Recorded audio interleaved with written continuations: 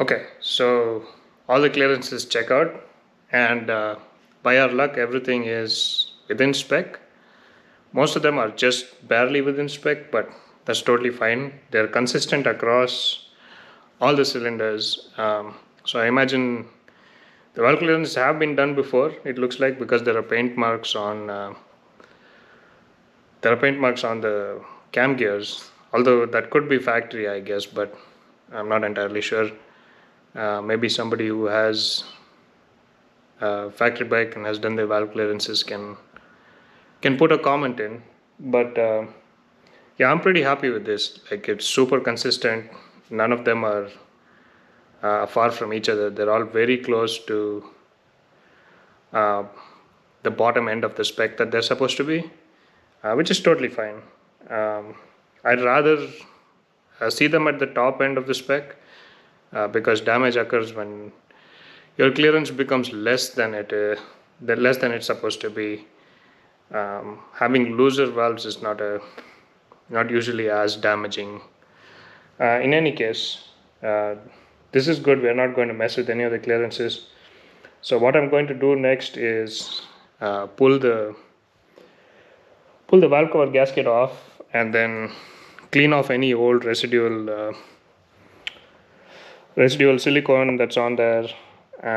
Just get the valve cover ready to go back together.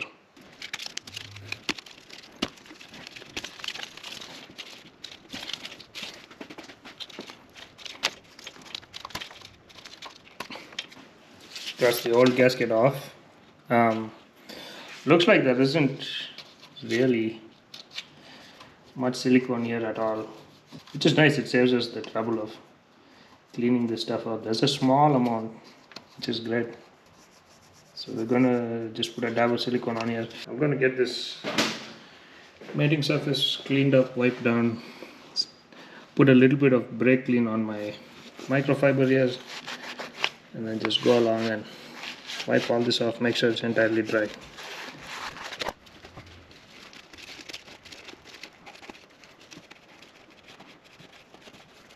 Be careful not to introduce any brake clean into the oily bits of the engine. It's always a bad idea. Just put some on your microfiber and just wipe the surface down, just to get any of the old oil and potentially silicone off of there. So if you have silicone, make sure you get it completely off there. Not even a little bit should be remaining, because that will cause an oil leak. I'm also going to pull these spark plug tube seals off. We'll be replacing these.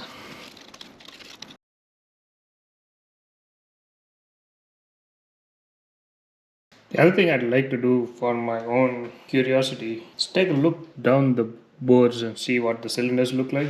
So I have a borescope and I'm going to try to do that in a second here. So all the way at the bottom.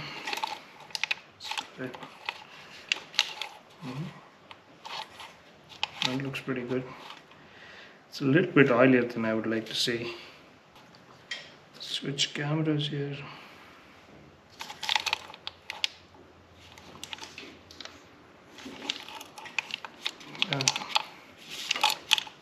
The ones look pretty good.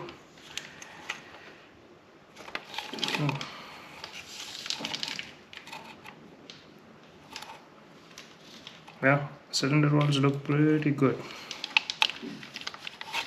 And a nice cross hatch, no major vertical scratches. Swap to the other camera. There's the valve. Looks like one vertical scratch there. Not too bad. Okay, that's good. Let's jump over to cylinder 4. Yep. There's the top of the piston. Everything looks really decent there. It's a bit more carbon than I would like to see, but that's not crazy. Swap cameras here.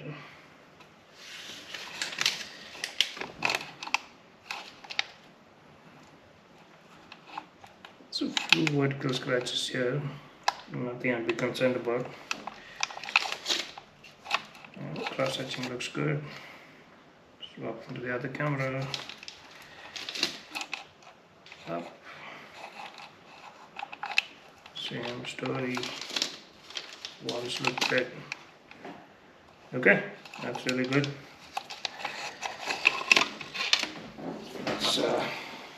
Let's take it down the hole first. Cylinder 3 here.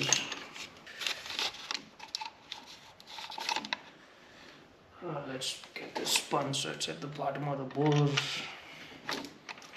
That's pretty close to BDC. Let's take a nice look. Yeah, this one's definitely drier than the other two cylinders, looks like. Oh, that's nice. Anything interesting? Oh, everything looks pretty good. Swap cameras here. What I can see of the valves look okay. Let's take a look at these walls.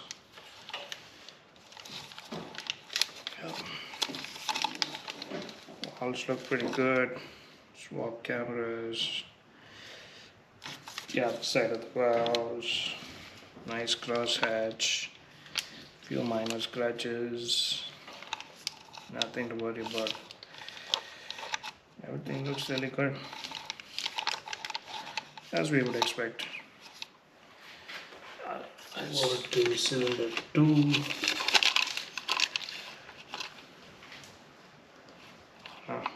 There's a bit of oil there. So this is potentially from the spark plug tube seals leaking.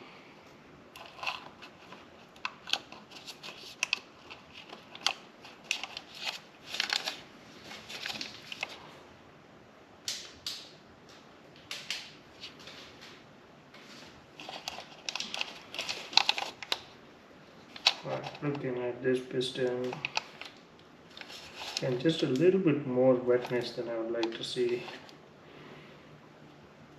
She's probably burning a little bit of oil, maybe.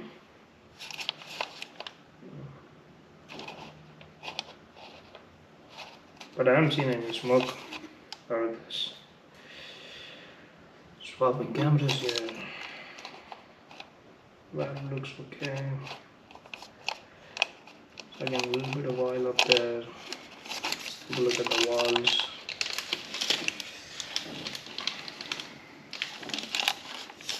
Oh, there's a bit of wear there.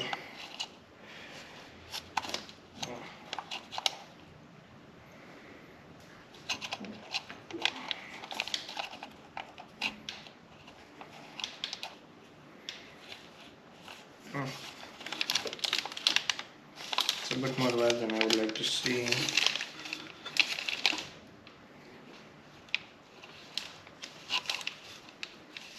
Swap cameras here.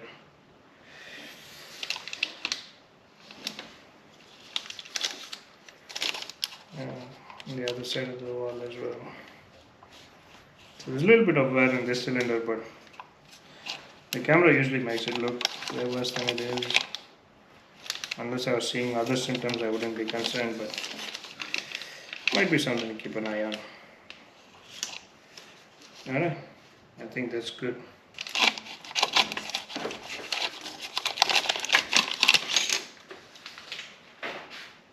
So that was a good look down the cylinders, and I'm pretty happy with what I saw.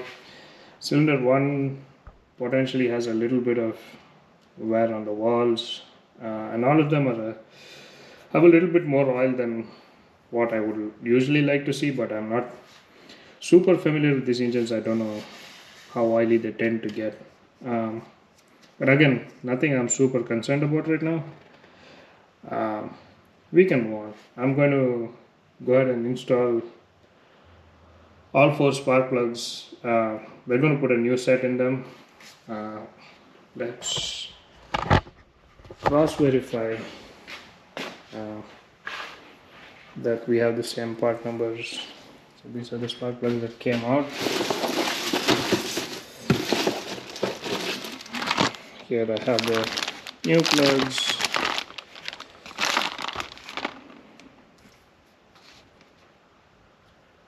Yep, that's the exact same part number.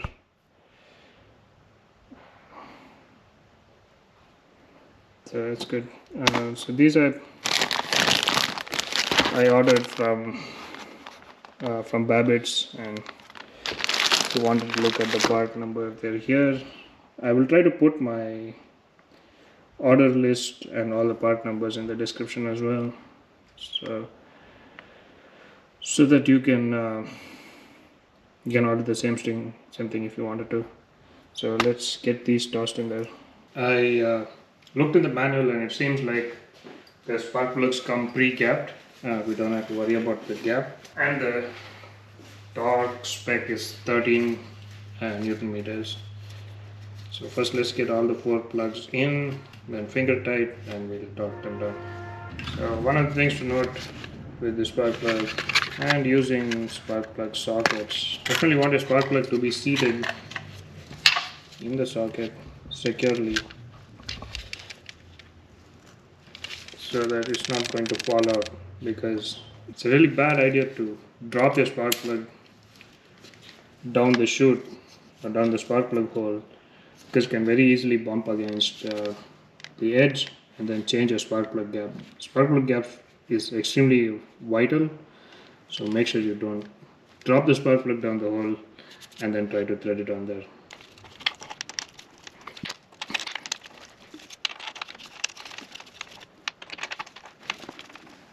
So again, the torque spec for these is 13 Newton meters.